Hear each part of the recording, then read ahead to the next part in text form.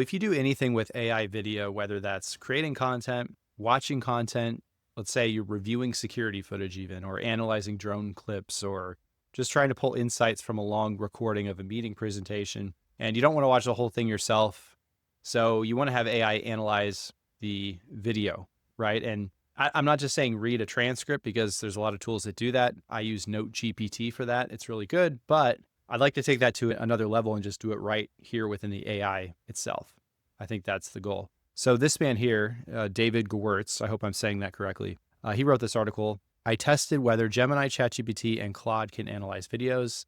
This one wins. So it's a breakdown essentially of how those tools not just, again, read transcripts, but how they can analyze what is happening in the video and how they can actually get that correct and really dissect that in a meaningful way that you can then use and turn it into a Claude skill or a Gemini gem or whatever ChatGPT calls it. I can't think of it offhand, but you know what I mean. A custom GPT. There you go. So really the problem we're trying to solve, and we know that AI tools have come a long way at reading text. They're really good at that, and they're pretty good with images, but videos always felt like a bit of a black box, like a weakness almost.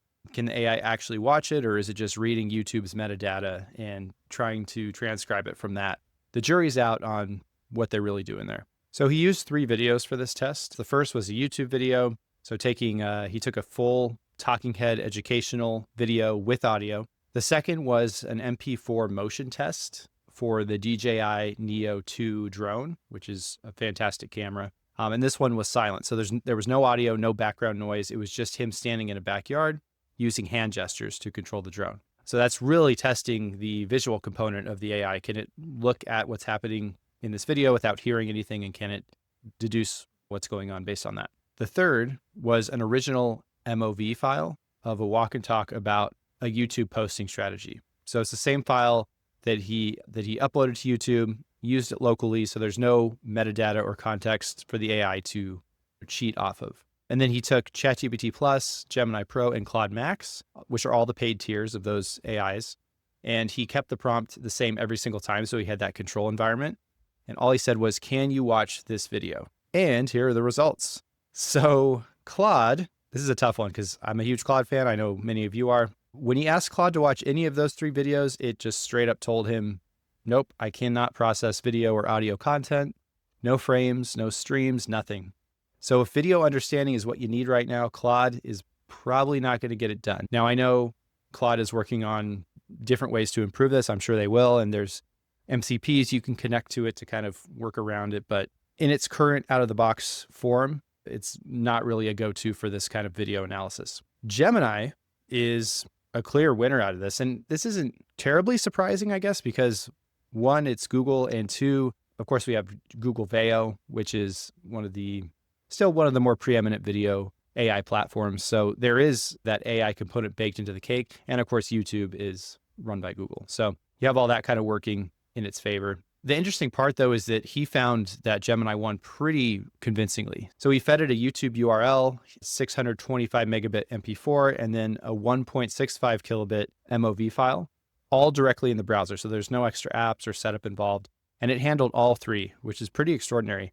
The one thing that really got him was the silent drone video that had no audio. And this is what I was wondering about too. So how's it going to figure this out without any sound? There was no audio, no context, just him standing in the backyard, waving his arms. Gemini came back and said basically that he was testing hand gestures, raising his palm to signal the camera, which is exactly what he was doing. And then the camera followed his lead. So it really nailed it here. Gemini completely figured out what was happening, which is pretty cool.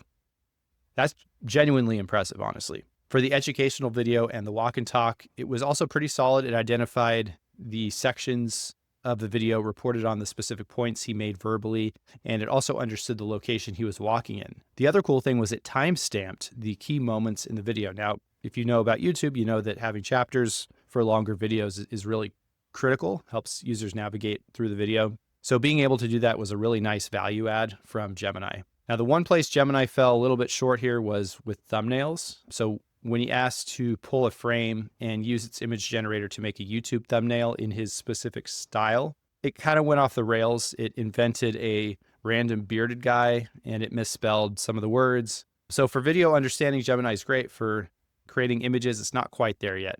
I can confirm this as well because I have other YouTube channels where I make like travel videos and stuff, and it's never done a good job out of the box. I still have to make the thumbnails a little bit more manually, and I try to use, real images and all that kind of thing. It's still not quite there at manipulating people and manipulating text and things like that.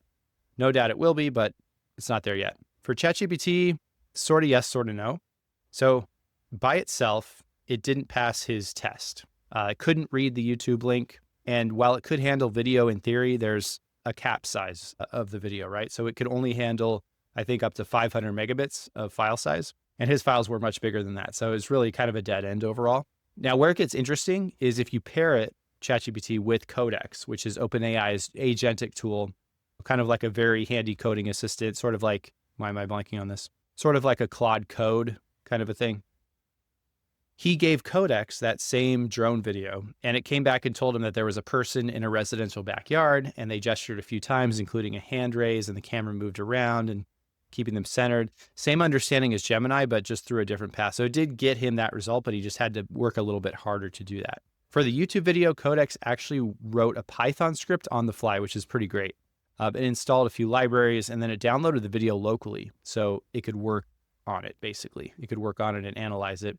Having to do it locally like that, it's not super convenient, especially if let's say you're going between two different computers, and, working locally can be more problematic that way. But it does work technically. Like, you can get it to analyze the video that way. So if you're someone who's into agentic workflows, it opens up a lot of possibilities if you like using ChatGPT. For thumbnails, ChatGPT did a better job than Gemini. It used his actual face. It picked up on some of the color scheme elements, and with a couple rounds of maybe some better prompting, you could probably get better details in there.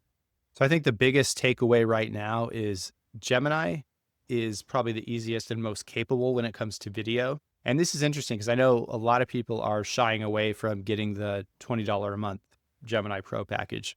I personally use it, and I really enjoy it for just getting a little bit of extra juice out of the limits.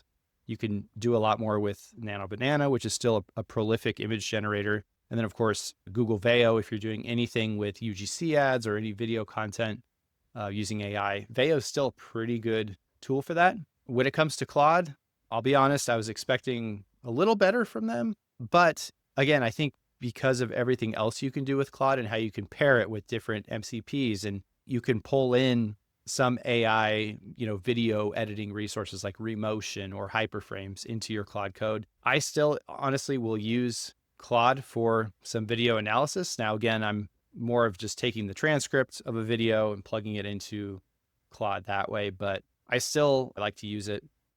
So as always, if you found this useful, go ahead and hit subscribe, hit the like button, and leave a comment, and we'll see you next time. Peace.